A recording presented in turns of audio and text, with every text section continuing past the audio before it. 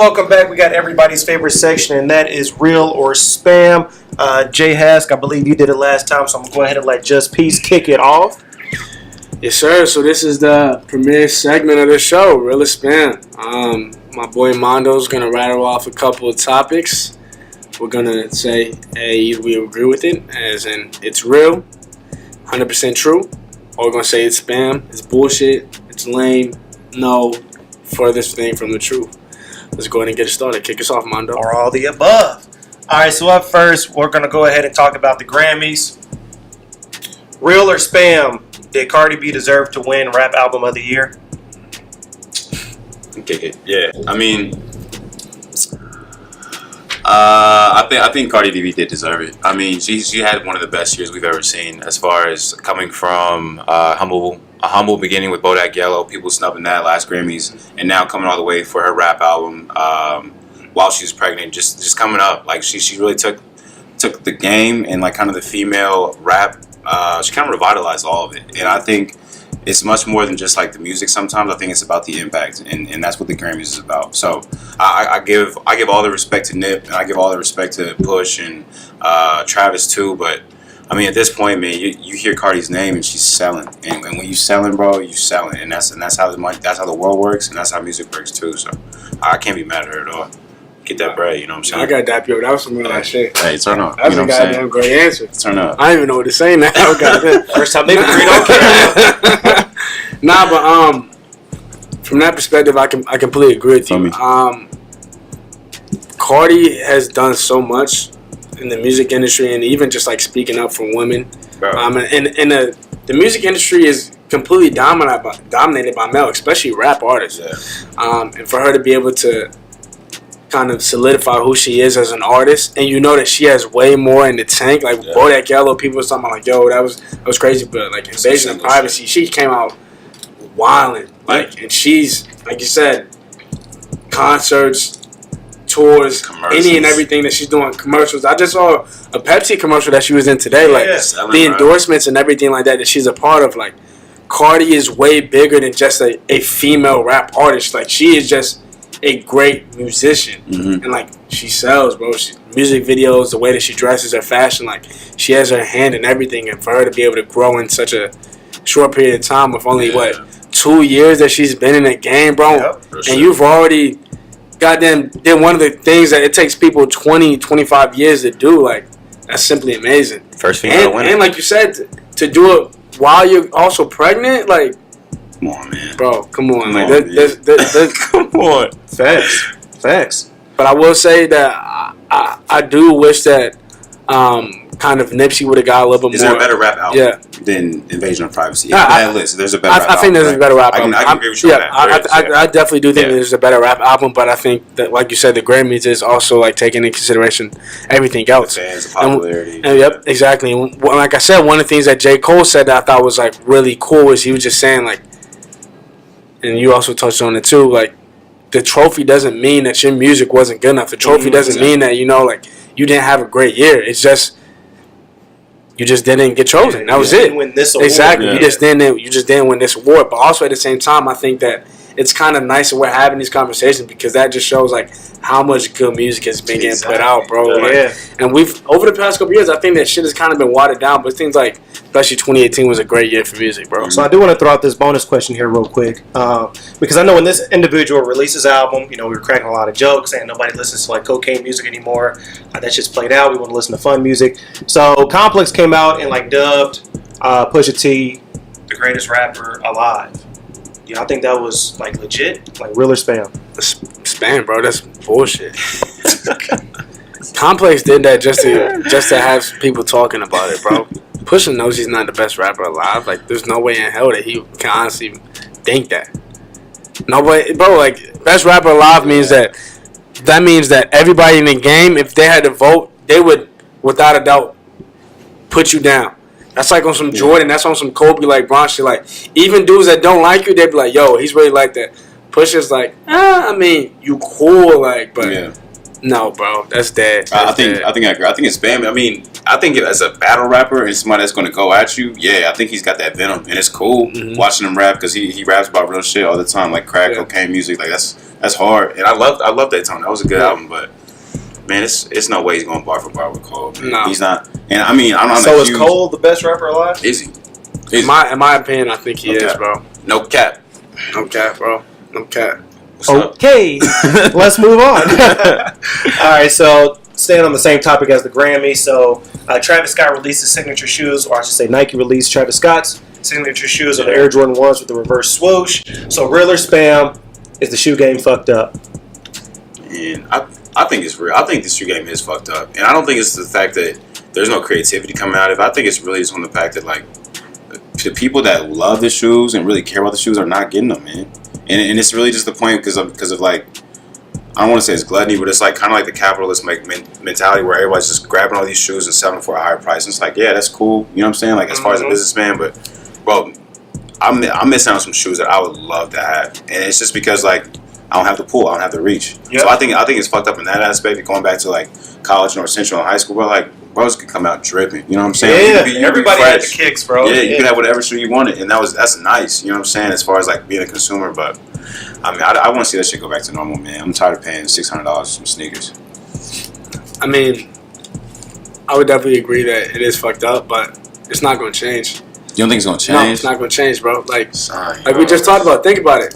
Nike with what they did with Off-White, it's literally they're taking shoes that they've already have made, like the Pressos, the Air Max, things like that, changed up design a little bit, slapping Off-White on it, and they're selling it for a more price. The Jordan 1s, how many ones have come out, bro? There's a ton of ones that will continue to come out. Especially, all right, bet, yo, we're going to deem these Travis Scott signature shoe. We'll have them wear it. We're going to turn the switch backwards, put one or two little things on it, change up the color a little bit, and we're going to sell it. But then, of course, you can flip it for $1,000, $2,000. So deep. It's like it's insane, bro. And then even when you think about it from this perspective as well, it's starting to just become like mainstream, bro. Like like Roy Williams is wearing the Off-White Jordan 1s, bro. It's becoming popular, like man. Coach K is wearing the Off-White Nike Prestos, coaching in them. They don't understand, like what dudes go through for those shoes. Like the shoe game has always been, like, it's kind of sad to say, but shoe game has always been where people are competing over it, bro. Like people have died, people have gotten robbed and everything over these type of shoes. Like I'm just saying, like it's just hella mainstream now, bro. You see somebody with some Yeezys, you see somebody with any of these Off-Whites, you're like, all right, cool, because it's not the same thing as it used to be. Yeah, I think, and to your point, back in high school, like when everybody had the J's, it was kind of like competition almost. Oh yeah, you got those, bet I'm gonna get these. Like, it was like that camaraderie, but you knew that everybody could get the shoes. You were just kind of picking and choosing which ones you wanted. And how you put it together. That, in the fist together, like it was a whole thing. Like nowadays, I mean, people put on a white T-shirt, ripped jeans, and then the most expensive shoes, like the Fear of Gods, and then they're dubbed like the freshest dude. IG stories and like the people references, like, bro, like. And then also, like, I feel like shoes are looked at more now as trophies. Like nobody really wears their shoes nowadays, and like, I mean, I know for me, like, I like to wear all my stuff. It's like you go through a lot to get them. Why not wear them? I don't want to just look at them in a box. You get nothing from that. So yeah, I definitely think the shoe game is fucked up. People always be like, yo, like my shoes are dead stock. Like, bro, like what are you buying shoes for to not wear them, bro? What are you buying shoes for to not wear them? That shit doesn't make you cool, bro. Like. That's just lame to me. Like, it's turned into like a money competition now, bro. And PJ just talked. I just saw this earlier, dude. PJ said he spent $30,000 on a pair of shoes. Tuck? KDs. Tuck? Yes. PJ pair of KDs? Yes. There's some crazy ass like package. Yeah, I can't remember which one. Wait, what shoes you say? He said he spent $30,000 on like some shoes. He said some dunks. What kind of shoes you said? I think there's some KDs. He was talking. KD has that new show or whatever he just came out with called The Ballroom, and he was like up there talking about like, yo, I'm ashamed to say this, but I spent $30,000 on pair of sneakers, bro. Yeah. I'm not gonna lie, PJ Tucker got the best shoes I've ever seen. Yeah. Like to the point where, and then we can move on to the next thing, but to the point where he bought a Rolls Royce, and Rolls Royce customized him some Jordans. Like, and they gave him a certificate of authenticity that he is the only person in the world with these Rolls Royce Air Jordan 3s. Bro, he's the cleanest nigga, bro, as far as shoes. That's hard. He fits off too. He hoops in him. Yeah. He hoops in him like the hardest part, bro. He's hooping in the mags. He's hooping in like the Fear of Gods. Like, that's hard. He hooped in the Yellow Hooped in- Lobster Kyrie's, Hooped bro. in the Yeezys, bro. First one to do it, man. That's cool to me, man. Yeah, I'm Red tired of all that, Octobers. like, Yeah, bro, he's hard. I'm just here to sell and here to show them off, whatever. All right, so let's go ahead and talk a little bit on a more motivational tip. So everybody knows there was the Rock Nation brunch that happened this past weekend. A lot of influential figures, too many to name, but the top dog is always going to be Jay-Z. He's the one that started the whole Rock Nation movement. Everybody knows. If you don't know, well, now you know. And if you didn't know before, you're just a bum and you're oblivious to the whole rap game. But with that being said, fellas, this isn't necessarily real or spam, but if you could pick one person that attended that Rock Nation brunch, who would it be that you would want to like chop it up with on a one-on-one level? You said not including Jay-Z and not including Diddy, because I feel like those are just gimmies. Yeah. I think it's a short list for me. I think we kind of debated it before, but I think Steve Stout is a good one. American businessman. He has a lot of different companies, and he has his hand in the music game, and he influences a lot of like black culture now. I think one that I would really care about. I think that's one I would love to talk to Meek Mill, like just on like kind of like a one-on-one, just kind of talk about his progression, his maturity at the same time, just because he came through and has grown a lot. And I think his growth as from kind of like a street kid to growing up and being to going into prison reform and really like talking about some of these challenging aspects, like I think he's changed some of the rap game too. Like you see kind of Kodak refining his path, 21 Savage kind of refining his path too, and just kind of showing like there's a life outside of the street. You know what I'm saying? And that's kind of cool that he's putting that on for the prison community, which is a broken system, and he's doing it from the inside out. So I mean, that would be a cool perspective. I guess gotta kind of look at the picture again. I don't know, Josh. Let's go ahead and share the love, man. Yeah, Just go what you ahead, got. Two dudes that I think I would like to talk to. One, Nipsey. I think it would be super dope to get a chance to chop it up with Nipsey, because Nipsey's like shared a couple like good quotes, and even when he put out like Victory Lap, and he was talking about like what really set this album over the edge, like compared to some of his other ones, and he was talking about like, hey, one of the things I did differently was I was sober the entire time. He was like, when you're putting out a product, when you're putting out something that you put your all into, that you grind your ass off for, like that's kind of disrespectful to be drunk or to be high, like doing it from his perspective, because he's like, yo, I worked my ass off to get here, like even it's going to take me a little bit longer to think about it and things like that. Like sometimes when you're high, when you're not, when you're under the influence, like you just do things in the moment and then you're just like, oh, fuck it. So you're just talking about like from that perspective, like why he think Victory Lap was really kind of like his breakout album. So I like to talk to him about like his perspective on like how he's grown as an artist and where he sees himself going. And then another one, Kevin Hart, bro. I think Kevin Hart would be a super dope dude to talk to, because he seems like he's a really personable guy. And even just yesterday we were watching Cold as Balls. Cold as Balls, like the whole Old Spice series that he's putting out, and he's literally just getting in the ice tub talking to athletes for 10-15 minutes, bro, and like he's making a bag off that shit, but he's also being hella creative with how he does it. And I think one of the most interesting things about Kevin Hart is like his career is peaked further on down the line than what a lot of people think like it's gonna happen when it's gonna happen when I'm 25, it's gonna happen when I'm 30. Like Kevin Hart really started eating when he was like 32, 33. Like I think he's over 40 now, but like he's really redefined what it means to be just a comedian, bro, and to take things to a next level just from a business perspective as well. So those would be two dudes off the top of my head I would like to talk to. Mondo, go ahead. CEO yourself, you gotta go ahead and talk about it too, man. So yeah, as we talked about off the record, I'd definitely say Steve Stout for sure, only because he's looked at as like an icon in the rap game. I mean, everybody knows like early Jay-Z albums, like he dropped Steve Stout's name. It's like I wouldn't be here if it wasn't for him. Like he gave him a lot of like business mindset jewels, and like also like what you said, his hand is always in the rap game. So the second person I'm gonna throw out is a kind of a curveball because he's still a young guy. And I definitely say Terrence J. And the reason why I say Terrence J is because when I look at him, I look at somebody that has done something that's achievable. So, like, he went to college. He did the whole frat thing like all of us have. Like, he started off humble. He just simply chased a dream. He went into radio. And then he did 106 in Park. And then he turned that into something more. Then he became an actor. And now he's turned into an investor. And then now you see him at the Rock Nation brunch. You almost have to ask yourself, like, what did you do to get invited to a hip-hop event? Like, not once have you made music. Not once have you produced. Not once have you even done anything like record related, and yet you're in the same room as like trailblazers, like people that have literally paved the way. Yeah, people that will be remembered forever. Yeah, so that's a great point. You want to ask him, like, how did you go from radio to now being like one of the youngest icons in the room? That's a great point. He's only 10 years older than Diddy's like most successful son, Justin Combs. Like, that's unbelievable.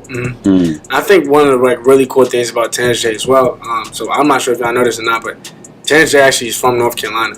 He's from a really small town in North Carolina, and he also went to North Carolina A&T, the HBCU down the street from my school. Yep. And I mean, just to see, like you said, how far he's come and how he's kind of brought like the same dudes that he came up with him. Yep. I think that's really dope too. Yeah. But yeah, I think he would also be. It is really relatable. Yeah. You know, exactly. we can all kind of identify with him. It's like, yo, like you literally were in school, like you had maybe just dreams of getting a regular like 9-to-5 job or whatever. And even when he was doing the 106 in Park, I know he like briefly talked about like what that process was like, and he just woke up randomly. He got chosen, drove to New York, or whatever. From like I think he was in North Carolina some shit at the time, and he had got chosen. And like, but you talked about him being on E, like that's exactly. huge. Like that's a national, like and it's just multi, like diverse stage where you're like featured there as a black man. Like you said, like it's just relatable. Like a lot of these rappers you hear, oh, you know, I sold dope. You know, I was slinging like. I was slinging crack because I was slinging my records. Like, I can't relate to you.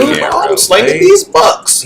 I'm slinging this microphone. That's the only thing I'm slinging right now. Yeah. But it's like he's doing like, we're doing what he used to do. You know what I'm saying? Then he turned it into something bigger. So speaking it into fruition, you know what I'm saying? Got to speak it into existence all 2019.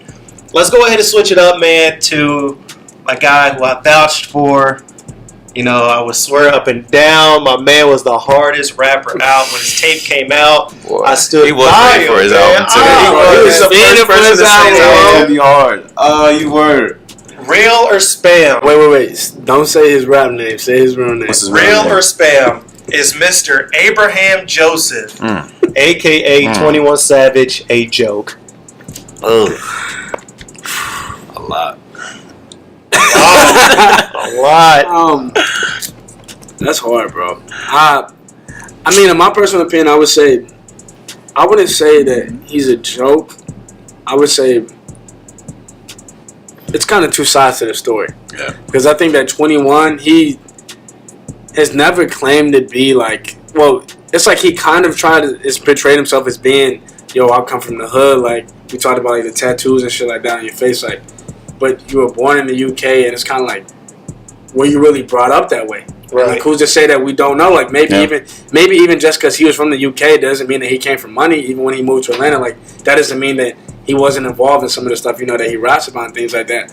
But also at the same time, it's like, bro, what were you, like, hiding this for? Exactly. You know, like, because it's the same thing kind of like when Drake had a kid. Like, when Drake had a whole son, and people was kind of like, yo, Drake, why would you, like, doing this? Why was you keeping this from everybody? And I mean, he may have like his own personal reasons and things like that, but I'm still praying for him, man. I mean, I think that he puts out great music. The whole music game is kind of like rallying around him, like wishing him the best, like hoping that he's able to, you know, get his visa and like come back and stuff like that. Because I know that has to be a shitty ass feeling and a terrible situation to be in, but I mean, it is what it is, bro. It's kind of just weird.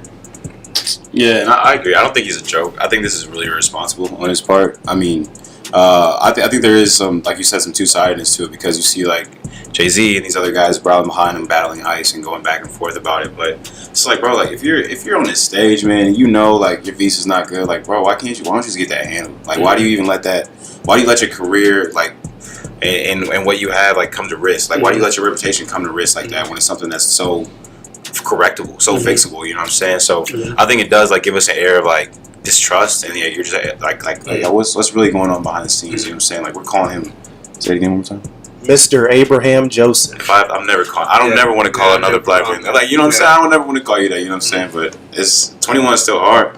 I think he still got his album's crazy. I don't think he's no joke. Oh yeah, I wouldn't try, but if he's I'm not gonna try. Yeah, no, I'll keep walking. The biggest thing is like, especially in music right now, you see a lot of dudes false claiming, bro, and I think that's so lame. Like, are you calling 21 a false no? claim? I'm not saying that 21's. I'm not saying that he's a false claim. Are you saying you want the smoke? Hell no, I don't want none of that shit. But I'm saying, like, look at 6ix9ine, bro. Like, You try to be a bad guy. You try to be tough. Now your dumb ass is about to go to jail for 30 plus years. I feel like 6ix9ine's And been you was- snitching, bro. And you was never for really sure. built Ever like since that. like You you was went never in, built bro, like that, 21 bro. fell, Baby fell, Yep. Blueface fell. I feel like 6ix9ine's in there snitching Yeah, bro. and trying to get them years cut. Yeah. Wait, who fell? What y'all talking about? I mean, Lil Baby went to jail. Oh, yeah, Blueface true. went to jail. Blueface 21. went to jail? Yeah, Yeah. got arrested.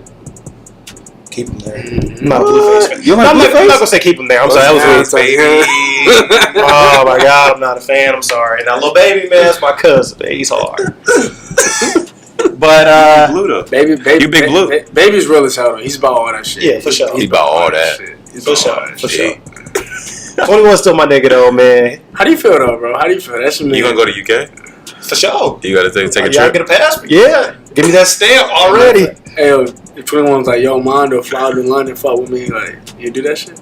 You never see me again. I never come back. Never lost. That nigga know, man. Nah, bro. But no, I mean, the only thing that I think was lame about it is that he didn't claim it, because that's the one thing. For example, like Drake, like he never disowned Canada. Like ever since he was coming up, he always let niggas know, like, yo, I'm not from the U.S. Like I'm from Toronto. Like that's my home base. Whoop de whoop. 21 could have said the same thing and nobody would have gave a shit. Like if he just I don't said think it up anyone front, cared. like, Yeah. okay, yeah, I'm from the UK. I'll still kill you. Like, what up? Yeah, You know what I'm saying? Like, still not gonna yeah, bro. Like nobody's gonna say anything about that, bro. Like, so I think that was kind of lame. But other than that, I mean, yeah, I mean, he's still smooth. Like, I still listen to his music. I listen to the music today going to work. Mr. Abraham Joseph, man, free my guy. And, Shit got you in your feelings? nah, bro, just come on the show, man. We'll rap it to you, man. You know, if you want to send me out to the UK, send us out to the UK, bro. You know what I'm saying? Yeah. First class only. Period. A lot. Anyway, with that being said, man, that's all we got for another week of Real or Spam. Go ahead, stay tuned. Catch us on all social media platforms, Ice Cream Social Network. Catch us this weekend in Indianapolis, February 16th at Who's Who of Naptown, right off Monument Circle. That is the heart of Indy for those that don't know and aren't hip. Shout out to 5 Hometown. o'clock, yes sir. We'll be there broadcasting live. Me and Jay Hask. Pull up on us. Somebody take Just Piece's seat because he will be at the All-Star game living it big. Yes, sir. My man goes to Idaho. He goes to the All-Star game. Apparently, I need a vacation. So with that being said, we'll catch you guys on another episode of Real or Spam. Peace. Man, we out. Easy.